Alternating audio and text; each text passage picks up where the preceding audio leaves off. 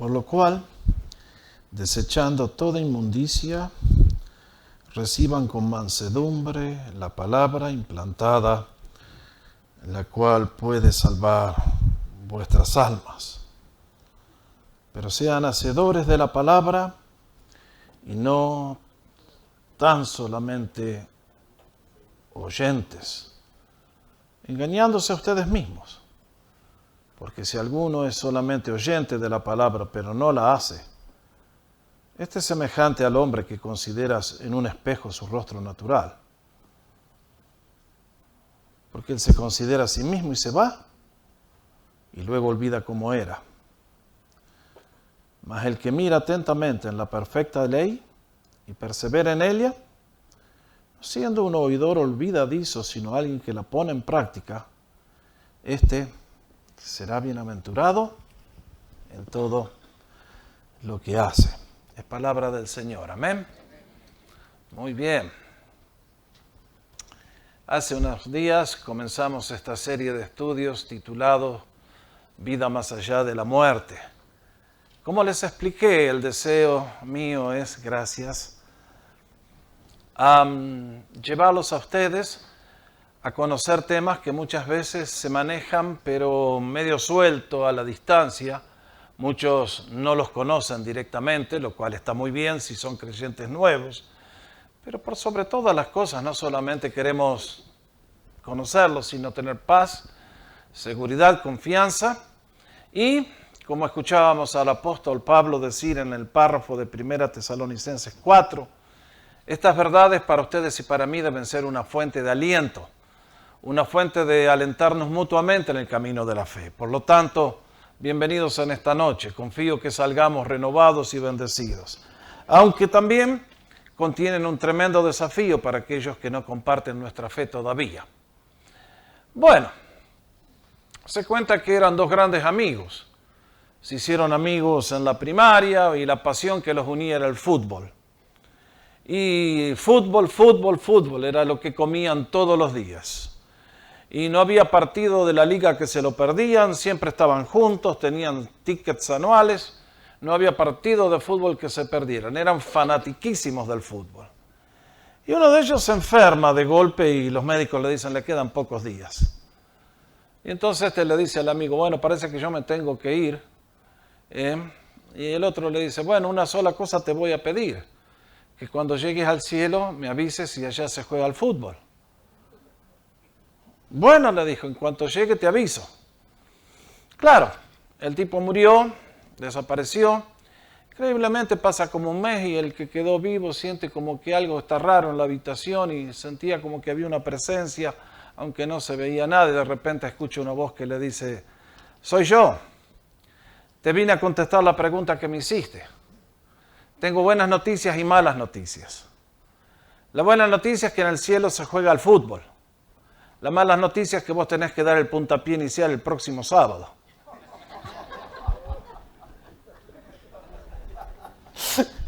Yo no sé si a usted le interesa si en el cielo se juega al fútbol o no. Lo único que quiero que sabemos es que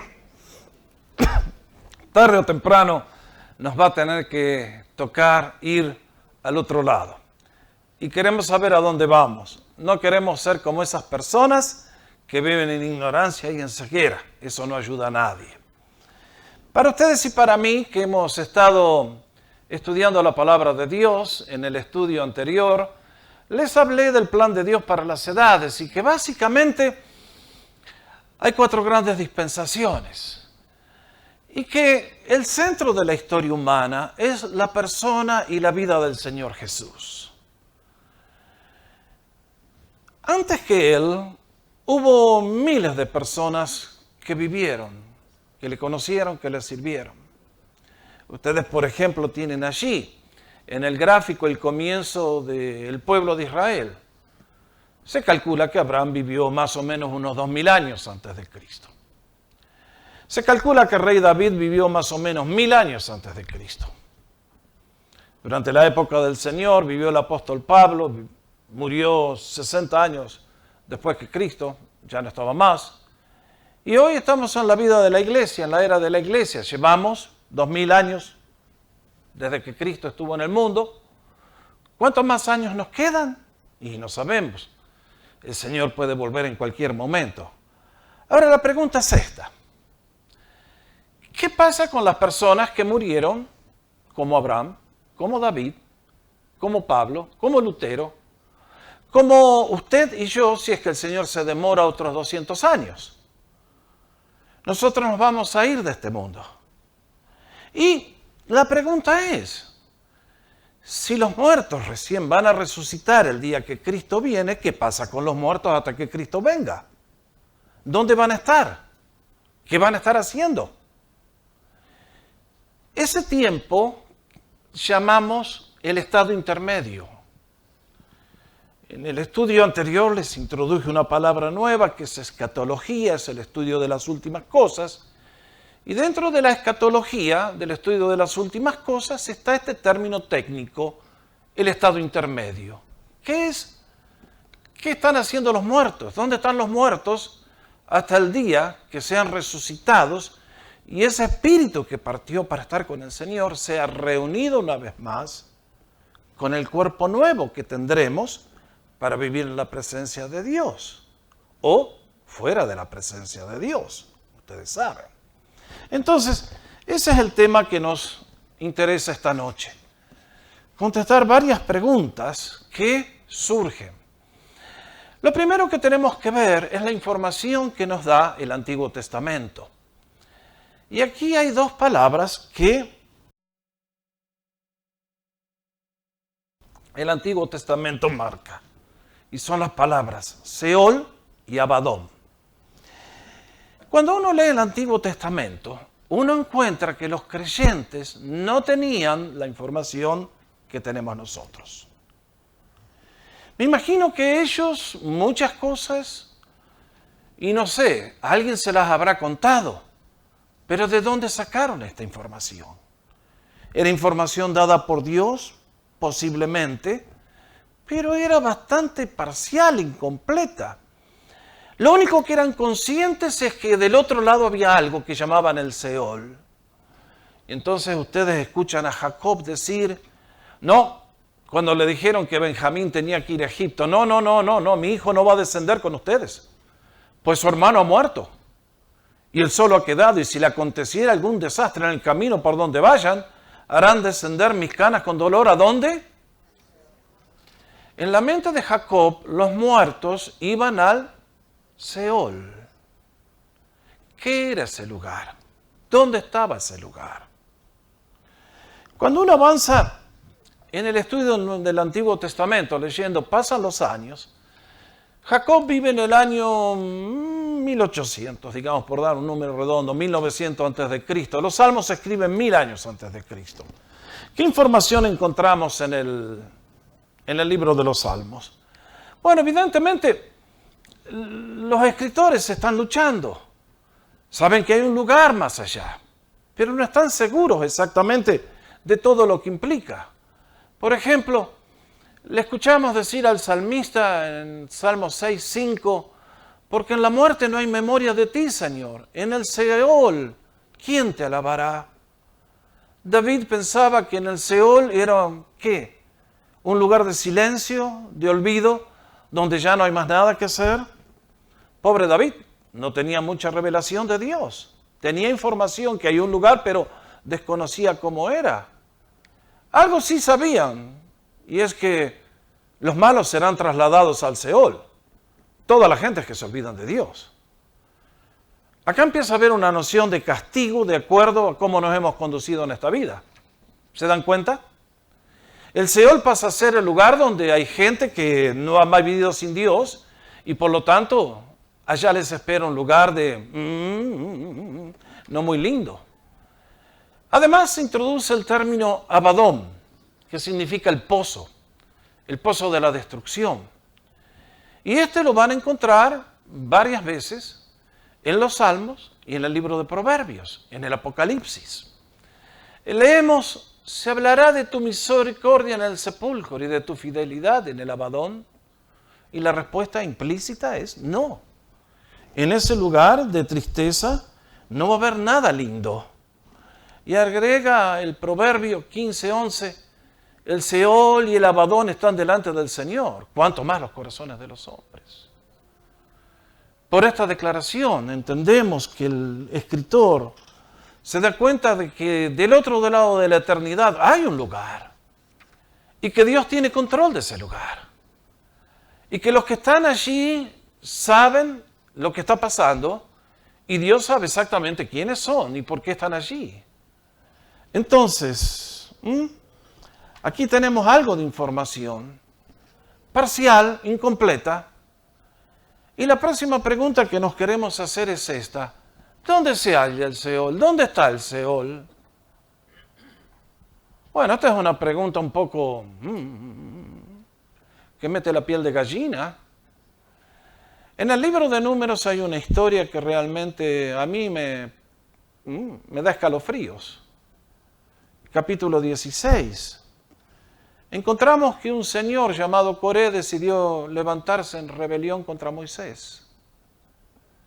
Decidió él con su familia que Moisés no era el hombre de Dios, ni el ungido del Señor, ni debía ser el líder de la nación, y le dijo, ¿y vos quién soy? Intentaron hacer una revuelta. Y la cosa terminó mal. Dios juzgó a Coré de una manera brutal y a su familia también. Y leemos esta afirmación que no sé cómo les cae a ustedes. A ver. Hizo que toda la familia de Coré se parara delante de la tienda con todas sus propiedades, con toda su familia, y se abrió la tierra a su boca y los tragó a ellos, a sus casas, la carpa entera, a todos los hombres de Coré y a todos sus bienes. Y con ellos todo lo que tenían descendieron vivos al Seol. Mamma mía, querido. Y los cubrió la tierra y perecieron de en medio de la congregación. ¿Le hubiera gustado ser parte de la familia de Coré? ¿Alguno que levante la mano, por favor? A ver. Esta historia a mí me pone la piel de gallina. Descendieron vivos al Seol. Si yo entiendo esa frase que descendieron, los tragó la tierra. ¿A dónde descendieron? ¿A dónde está el Seol? Evidentemente está en algún lugar en el centro de la tierra. Pero ¿qué nos dicen los científicos? ¿Qué hay en el centro de la tierra? Fuego puro. Cuando explota un volcán, ustedes lo ven. ¿Ustedes les gustaría darse un bañito en la lava ardiendo? Ustedes saben lo que estamos hablando. Y en este caso, mete miedo la cosa, ¿no? Y realmente uno dice, hermanos, hay muchas cosas que a nosotros no nos están reveladas, pero las poquitas cosas que nos informa la Biblia son para que ustedes y yo dicen los 10 mandamientos. Segundo mandamiento, no te harás imagen de ninguna cosa que esté arriba en los cielos, abajo en la tierra, debajo de las aguas. ¿Quiénes viven debajo de las aguas? ¿Hay seres que viven allí? ¿Quiénes? ¿Quiénes son? ¿Qué hacen? ¿Qué control tienen? ¿Cómo sobreviven? Es tremendo el tema. La Biblia nos da unas ventanitas chiquititas por las cuales ustedes y yo podemos penetrar, pero cuando uno ve todo esto, dice, bueno, indudablemente que el Seol existe, es el lugar de los muertos. Evidentemente hasta aquí nos dice que van los muertos malos, pero ¿y los buenos a dónde iban? Cuando ustedes y yo avanzamos, llegamos a la época del Señor. Y en la enseñanza del Señor comenzamos a notar inmediatamente que Él comienza a hablar de que los muertos, están vivos. De que nadie muere eternamente. De que es cierto que el cuerpo va al sepulcro, pero el espíritu vuelve a Dios que lo dio. Cuando le hicieron una pregunta capciosa ahí para hacer una trampita al Señor, les contestó, Dios no es Dios de muertos, sino Dios de vivos.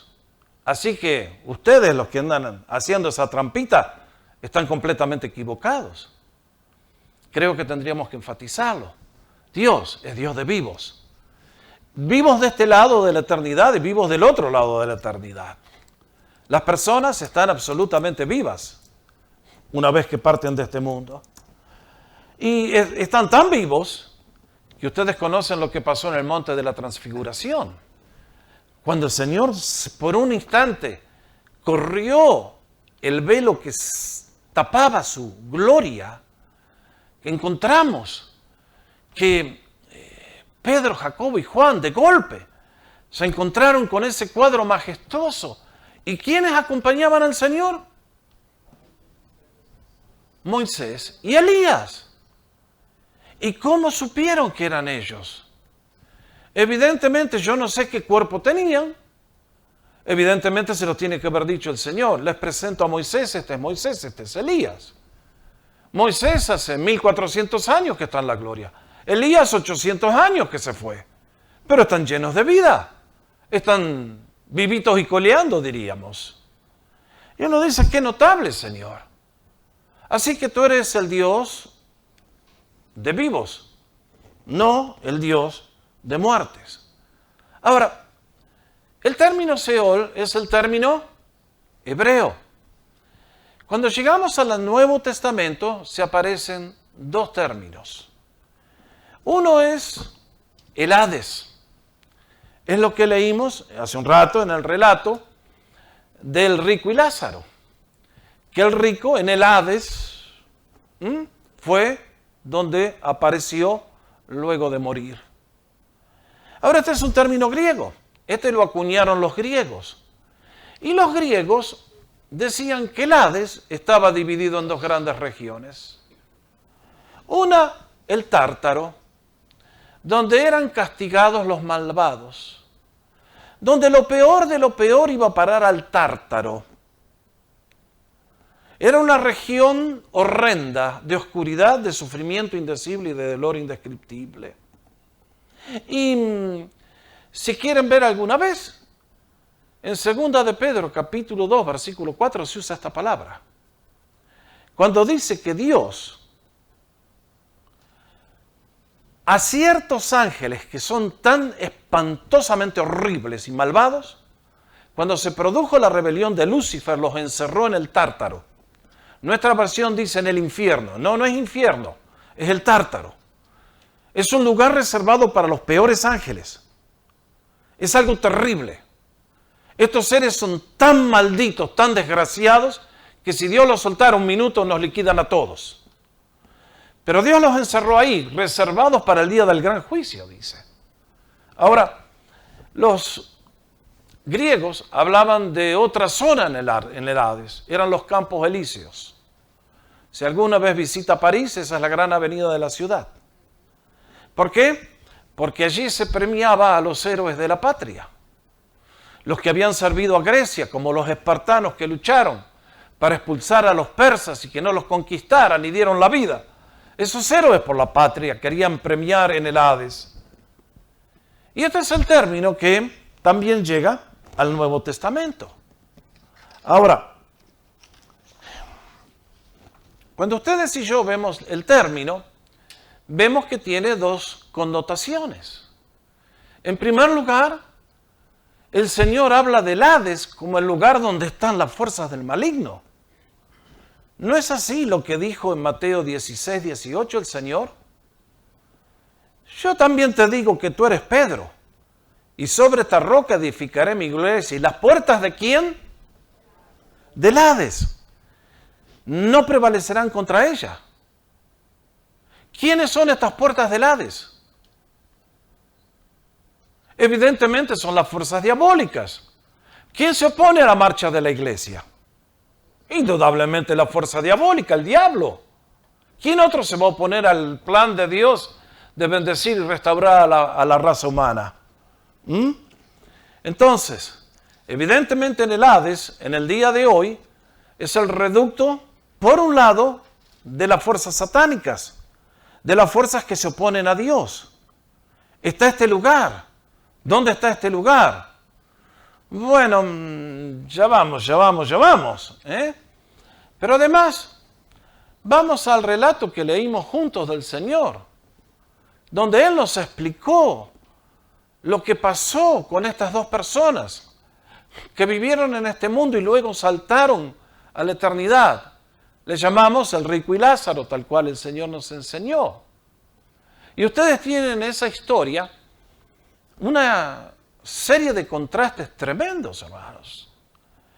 Ese párrafo nos indica, nos da una información tremenda de lo que pasa con los muertos una vez que partieron de esta vida. Encontramos primero que muerto el perro no se acabó la rabia. Que los vivos, los muertos, están más vivos que nunca. Encontramos que no están en karma. Encontramos que no se han reencarnado en una flor ni en la abuelita. Encontramos varias cosas que el Señor nos enseñó. Primero, que los muertos están vivos. Lázaro estaba vivo y el rico estaba vivo. Bien vivos. Segundo, que hay dos lugares de destino. Uno apareció en el Hades, alzó sus ojos en medio de grandes tormentos. Y el otro apareció ¿dónde?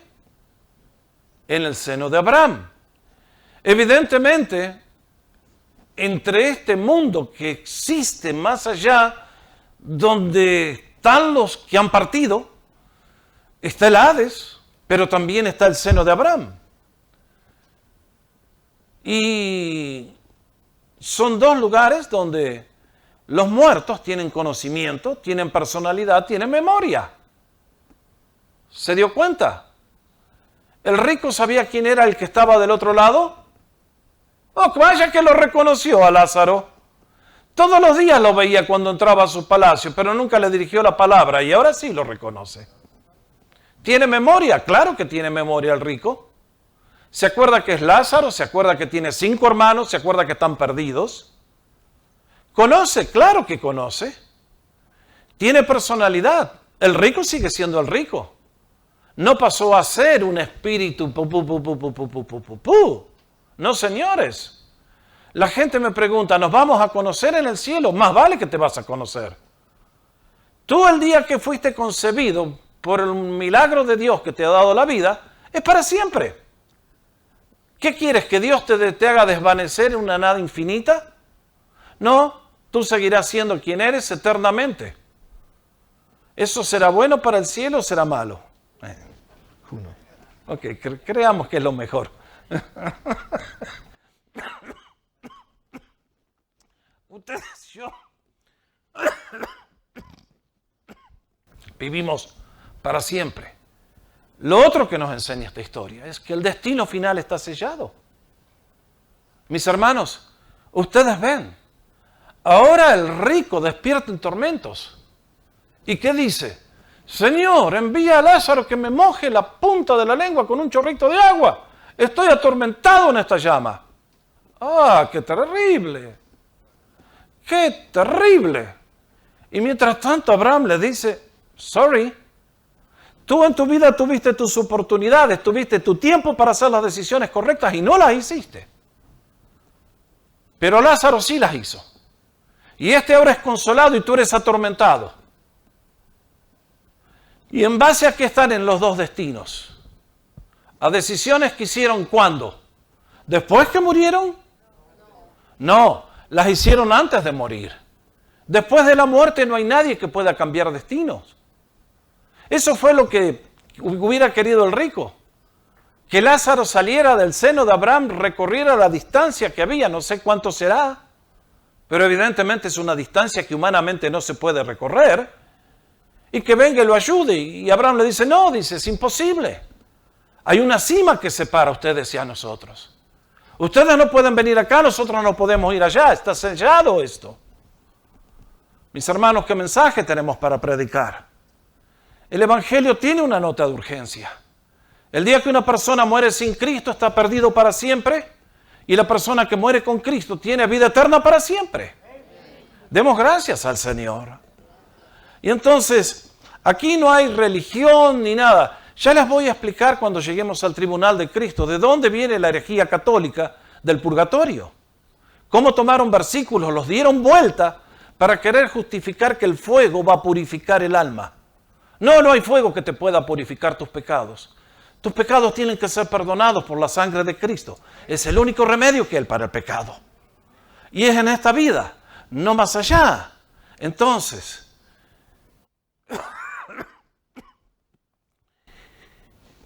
el Hades es un lugar tan espantoso de sufrimiento que el rico, viendo que ya es inexorable, ya no tiene más salida, ya no tiene más escape, al menos intenta con el uso de conciencia que tiene todavía decir, entonces que se salven mis hermanos. Y Abraham les dice, que lean la Biblia. No, un milagro, Señor, que si envías a Lázaro van a creer. No, dice, olvídate. Cuando un ser humano no quiere creer mi palabra que le mandé por medio de Moisés y los profetas, por más que venga un milagro, no van a creer. ¿Tenía razón el Señor? Absolutamente. Absolutamente. Muchas veces pensamos, hoy si la gente viera milagros, vendrían al Evangelio. Mentira. La gente ve los milagros, le chupan la sangre al Señor y después se van de vuelta a seguir en sus pecados. El nuevo nacimiento es un regalo de la gracia de Dios, mis hermanos. Y si queremos ser salvos, el Señor nos va a salvar, va a venir a nuestro rescate. Pero en este caso, el Hades es un lugar donde ya está sellado el destino, donde no hay retroceso y donde este hombre directamente tiene que vivir ahora con el resto de los siglos sin fines de la eternidad, con la conciencia que acusa, en un lugar de tormento que ojalá la gente pudiera entender esto y escapar de lo que le viene. Pero bueno, allá va cada uno, cada uno elige. Ahora, el Señor introduce un nuevo término el día que fue crucificado. ¿Se acuerdan cuál es? Correctamente. Cuando el ladrón arrepentido le dice, Señor, Señor, acuérdate de mí cuando vengas en tu reino. ¿Qué le dijo el Señor? Entonces le dijo, de cierto te digo, que hoy estarás conmigo, ¿dónde? En el paraíso. Indudablemente este es un lugar de dicha. Este es un lugar de gozo, es un lugar de bienaventuranza. Es un lugar donde los dolores de esta vida han sido reemplazados por el gozo de la presencia de Dios y una vida verdadera. Y entonces uno dice, ¿y cómo se llegó a todo esto? Bueno, ¿qué pasó con el Señor en esas 3 horas que Él murió? Perdón, ¿qué dije? ¿Fueron 3 horas? No, 3 días, correcto, gracias. ¿Qué pasó con el Señor? Bueno, la Biblia nos informa que Él murió como ser humano que era. Su cuerpo quedó en el sepulcro, pero ¿qué pasó con su espíritu? Bueno, ojalá pudiéramos tener mucha más información con respecto a este tema, pero tenemos que mirar por esta ventanita chiquita que nos ofrece 1 Pedro capítulo 3, donde nos dice, porque también Cristo padeció una sola vez por los pecados, el justo por los injustos, para llevarnos a Dios.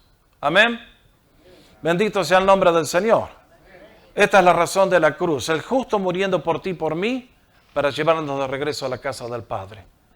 Y noten bien, siendo a la verdad, muerto en la carne. Él murió como hombre, en nuestro lugar, pero vivificado en el Espíritu. No estamos diciendo que cuando una persona parte de este mundo, el cuerpo queda en el sepulcro y el espíritu.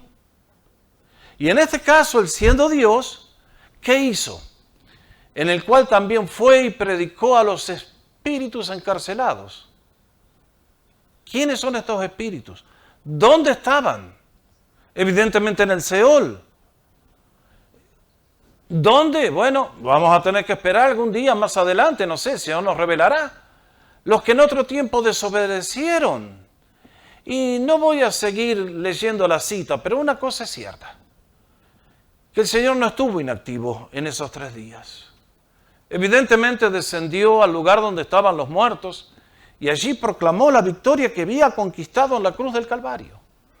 Que ahora había un cambio, que ahora venía una nueva etapa y que ahora venía un nuevo mensaje y que habría una gran separación, porque Da la impresión que en el Seol, aunque estaban separados, de todas maneras estaban todos en el mismo lugar. Sin embargo, ahora va a haber un cambio gigantesco.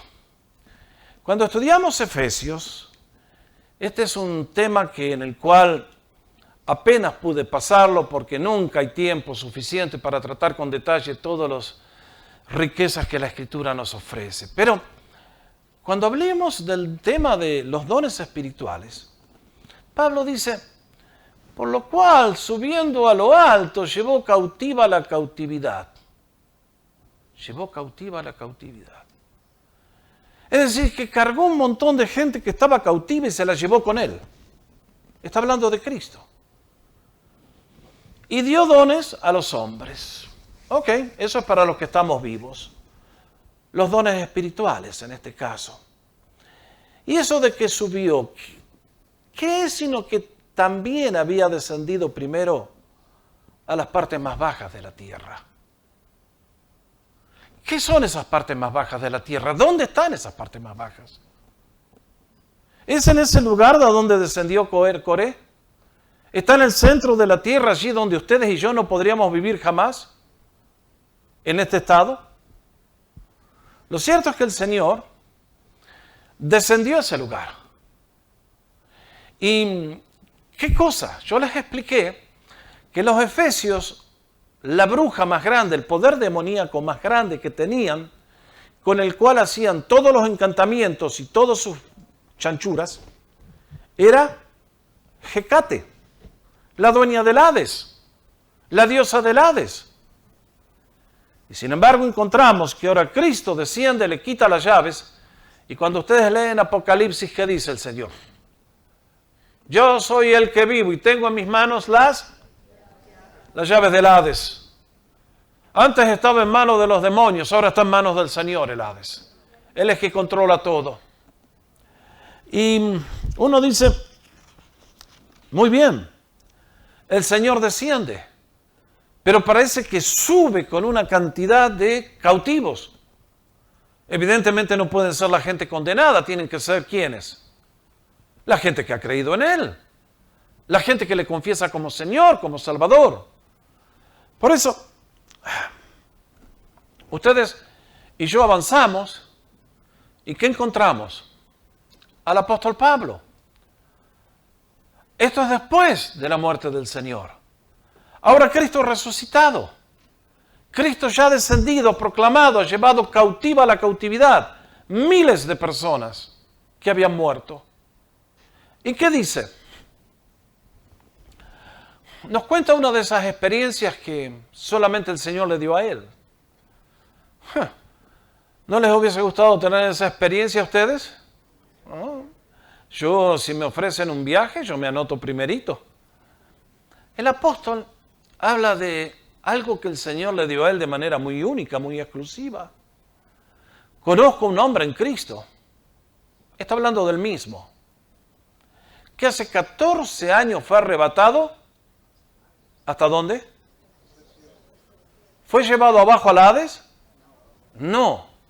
¿Fue llevado al Seol? No. ¿Fue llevado al Tártaro? No. Fue arrebatado hasta el tercer cielo. ¿Dónde es el tercer cielo? Evidentemente no es abajo.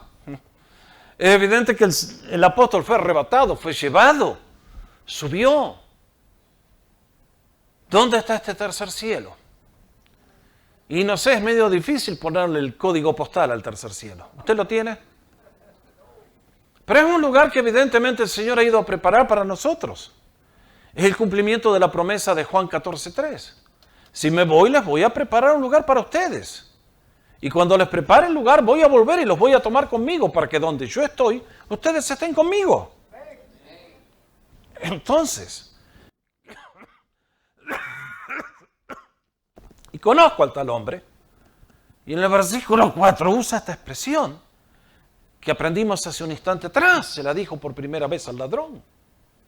¿Fue arrebatado a dónde?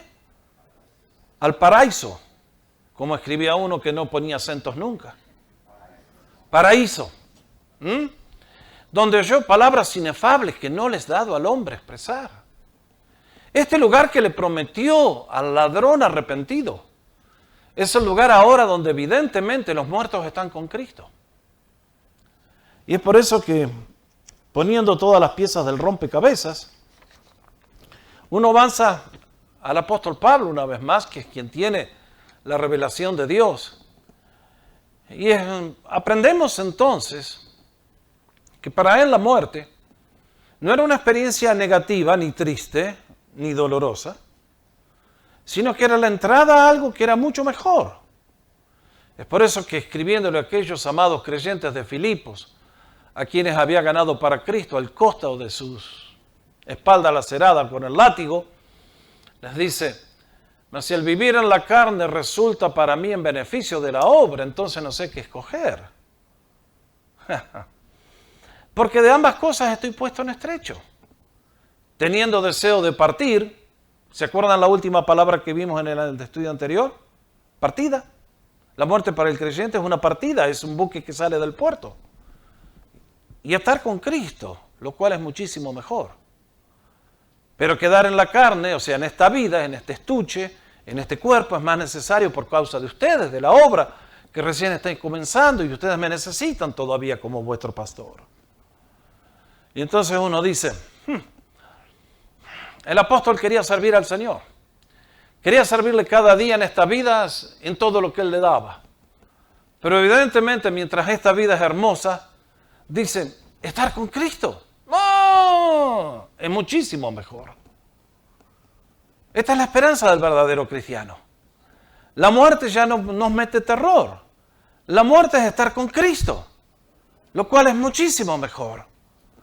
Es por eso que, una vez más, el apóstol dice, así que vivimos confiados siempre, y sabiendo que entre tanto que estamos en el cuerpo, estamos ausentes del Señor.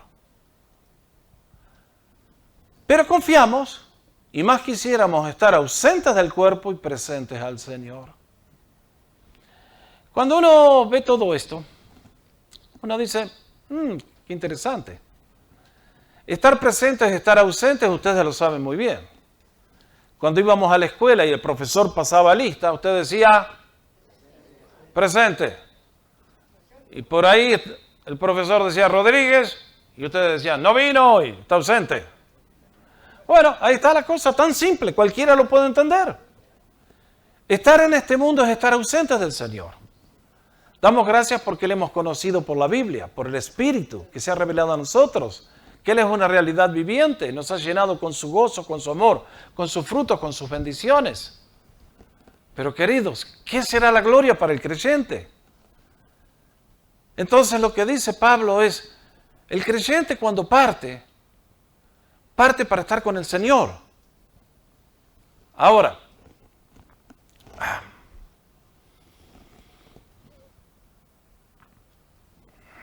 acá hay un punto en el cual a ver si me entienden.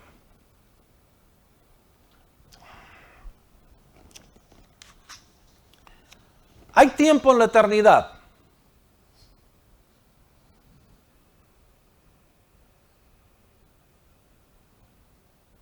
¿Respuesta? ¿Sí o no?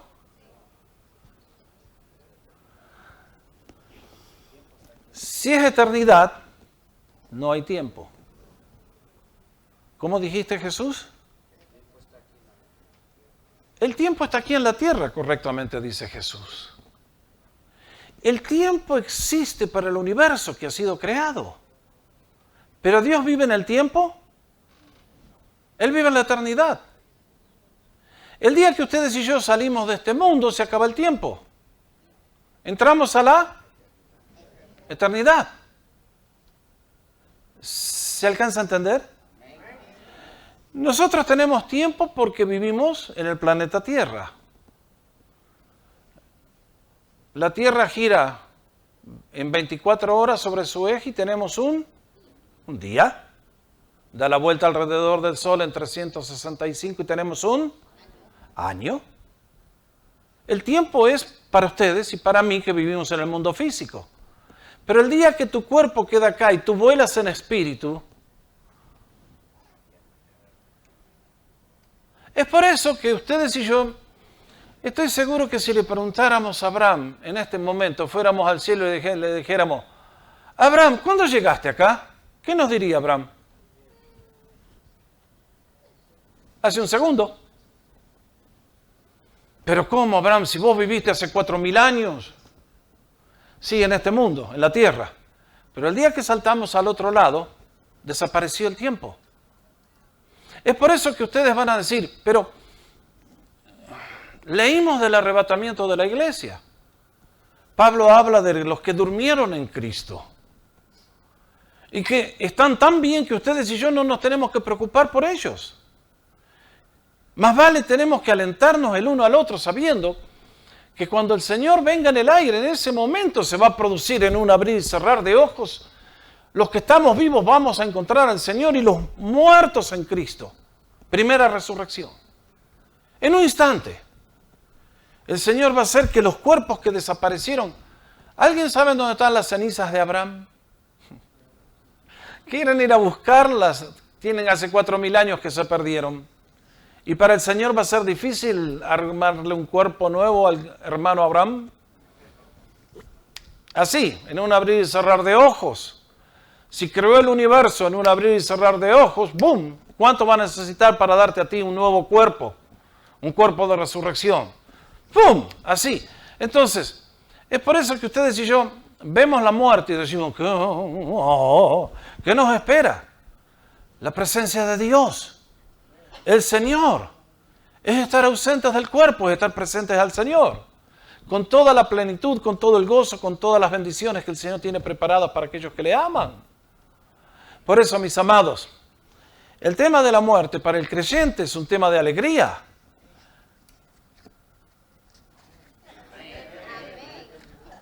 Y buena suerte, ¿no es cierto? Medio convertido tengo por ahí. Somos humanos, no se asusten, está bien, está bien. Es lógico que la muerte para el que no conoce mucho de Dios todavía le causa cierto escalofrío. Pero queridos, el apóstol dice, vivimos confiados siempre. Si me quedan 20 años los voy a disfrutar y si el Señor me lleva mañana me voy también contento. Tengo las maletas listas, estoy listo para entrar en la presencia de Dios. Qué lindo, ¿no? Es por eso, mis amados, que para el creyente la vida es un verdadero triunfo. Es un camino de gozo, de alegría, de crecimiento, de realmente, como dice Proverbios, de gloria en gloria hasta que el día es perfecto. Así que, sin embargo, creo que nuestro mensaje tiene otro lado de la moneda y es para aquellos que viven sin Cristo.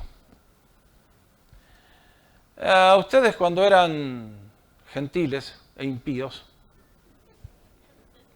iban allá a la competencia, tal vez escucharon de una señorita que decían Santa Teresa de Jesús.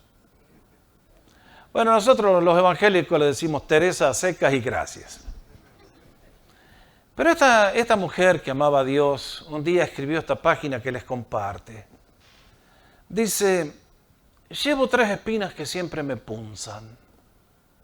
La primera, que no tengo más que una vida en la tierra. Si hubiera otra, podría enmendar en ella los fallos de esta. La segunda espina, que tengo una sola alma. Si tuviera 2, aunque perdiese una, podría salvar la otra. Y la tercera espina, que hay un solo juez celestial. Si hubiese 2, quizás podría acudir al segundo si el primero me condenara. Interesante, ¿no? ¿Lo dijo bien? Lo dijo muy bien. Hay gente que parece que vive con esta duplicidad, como que vivo mi vida mal y de alguna manera del otro lado, who knows, en una de esas tengo otra vida por allá. No, hay una sola vida, es acá en este mundo. Tengo una sola alma, que si salvo se pierde de acuerdo a lo que yo hice con Cristo. ¿Qué fue lo que nos dijo el Señor? ¿De qué le sirve al hombre si gana una alma y pierde la segunda? Si pierde el alma, se acabó el chiste, se acabó el juego, no nos queda nada. Y por eso hay un solo juez, y hay un solo juicio, y hay un solo destino eterno, al cual ustedes y yo elegimos de este lado. Es tremendo, mis hermanos. ¿A ustedes les gusta jugar al ajedrez? Ustedes vieron el juego del ajedrez, es un reflejo de lo que es la vida. En el juego del ajedrez hay personajes como el rey, como la reina. Están los caballeros que saltan en el caballo y van tum, tum, tum. Están los alfiles que sirven al rey. Y están los peones que son los más baratitos, ¿no? Los que más abundan. Hay otros que son fuertes como una torre. Pero cuando el juego se termina, los meten a todos en una caja y son todos iguales. Y mis amados, en el juego de la vida es exactamente igual. En este mundo hay gente que han sido reyes, otros presidentes, primer ministro, multimillonario, multifamoso y otro peoncito apenas. Y sin embargo, ese alma preciosa, de valor incalculable, Cristo murió por cada uno de ellos, cada uno de nosotros. Y por lo tanto, como tiene valor incalculable, el Señor estuvo dispuesto a pagarlo lo más caro con tal de salvarnos a todos. Es por eso que cuando ustedes y yo hablamos de este tema, hablamos de que en el estado intermedio, para aquellos que partieron sin Cristo, al igual que en el caso del rico, será un periodo de comprender que estamos condenados, que no hay esperanza, que hay sufrimiento. Es por eso que si alguien me pregunta, ¿usted sabe, pastor, dónde está Fidel Castro? Sí, yo les puedo contestar, de acuerdo a este libro. ¿Usted sabe dónde está Hugo Chávez? Sí, de este libro tiene la respuesta. Y yo no voy a mencionar pecadores políticos, pero ¿sabe dónde está Michael Jackson, pastor? Sí, este libro lo dice. ¿Y sabe dónde están todos? Sí, este libro lo dice. Cada persona que saltó de este mundo ahora está en un lugar que Él eligió. Es por eso que en este mundo ustedes y yo tenemos el poder de hacer decisiones, pero no controlamos las consecuencias. ¿Qué quiero decir? Acá tengo un vaso de cianuro. Yo lo puedo tomar en esta noche, pero ¿yo controlo lo que va a pasar conmigo después que tome el cianuro? No. Yo puedo hacer la decisión, pero las consecuencias no las controlo yo. Los seres humanos viven en un engaño, pensando, yo hago las decisiones y no hay consecuencias. Sí hay consecuencias, consecuencias eternas y las decide el Señor. Es por eso que quiero cerrar con este versículo que para mí es tremendamente iluminante. Cuando el apóstol Pablo nos dice, porque para Dios los creyentes somos grato olor de Cristo en los que se salvan. Pero note también, y en los que se pierden. Ah, ¿cómo es esto, Pablo? Oh. Cuando el creyente acepta a Cristo, es un grato olor para el Señor, porque dice, hijo, te amo, morí por ti, mi deseo es bendecirte, mi deseo es darte todo lo que he preparado para ti. Pero nuestro testimonio también es un aroma grato en aquellos que se pierden. ¿Cómo? Mis hermanos, el día que Dios decretó la muerte de la raza humana en tiempos de Noé, los seres humanos, me imagino, cómo se habrán reído de Noé. ¿Se imaginan? ¿Dónde está la prueba científica de que va a haber un diluvio? ¿Y qué dice el reporte meteorológico nacional? No habla de un diluvio. Y bla, bla, bla. Pero con cada clavo que Noé metía en el arca estaba diciendo, creo en Dios, y les estaba cerrando el ataúd a todos. Mis hermanos, Pablo dice, somos gratos de olor de Cristo en los que se salvan y en los que se pierden. el nombre de Cristo será glorificado con aquellos que son condenados. ¿Cómo puede ser? Será magnificada la justicia de Dios, que mandó a Cristo a la cruz, pero el que lo rechaza tiene que pagar. Es por eso que dice, a esto ciertamente olor de muerte para muerte. ¿Es serio esto? Olor de muerte para muerte. ¿Qué figura de lenguaje? ¿A usted le gustaría abrir una tumba después de 4 o 5 días? ¿Qué aromita? ¡Qué tremendo! Pero en este caso está hablando de seres humanos, de almas vivientes, de sus familiares, de amigos, de seres que amamos. Y aquellos, olor de vida para vida. Así, mis hermanos, el mundo, ustedes saben, se ríe del cristiano, a mandíbula batiente, diciendo son los tontos de la película, los necios sin redención posible. Pero Pablo tiene otra perspectiva. Pablo dice, nosotros somos el olor de vida para vida, en los que se salvan y en los que se pierden. El cristiano ha sido llamado a subir a algo que es indescriptible. Por lo tanto, en esta noche, al pensar, ¿dónde vamos a estar en el estado intermedio? Si yo muero hoy hasta que venga el Señor, ¿qué va a pasar conmigo? Vas a estar en la presencia de Dios. Vas a estar con el Señor. ¿Cuánto va a durar eso? Una fracción de segundo. Y el Señor te va a dar un cuerpo resucitado a ti y a mí para vivir todo lo que viene. ¿Hay vida después de la muerte? Sí. Y como dijo el Señor, el que cree en mí, aunque esté muerto, vivirá. Y el que muere y cree en mí, no morirá eternamente. Por lo tanto, en esta mañana, en esta noche, hermanos amados, ¿qué mensaje el que tenemos? ¿Hay vida más allá de la muerte? Sí hay vida. ¿Quién nos espera más allá de la muerte? Nuestro bendito Señor. Estando ausentes del cuerpo, presentes al Señor. ¿Qué versículo aprendimos la semana pasada? Porque para mí el vivir es Cristo y el morir es ganancia. Ahí está todo. Si en esta noche podemos decir, para mí el vivir es Cristo, el morir es ganancia. Pero imagínense la gente que dice, para mí el vivir es la plata, para mí el vivir es... El morir nunca es ganancia. Bendito sea el nombre del Señor, que ustedes y yo fuimos escogidos para vida eterna. Es por eso que le debemos gratitud eterna al Señor. Amor sincero. Y el deseo de proclamarlo a todos los que aún no le conocen. Háblale a la gente. Explícale lo que puedas.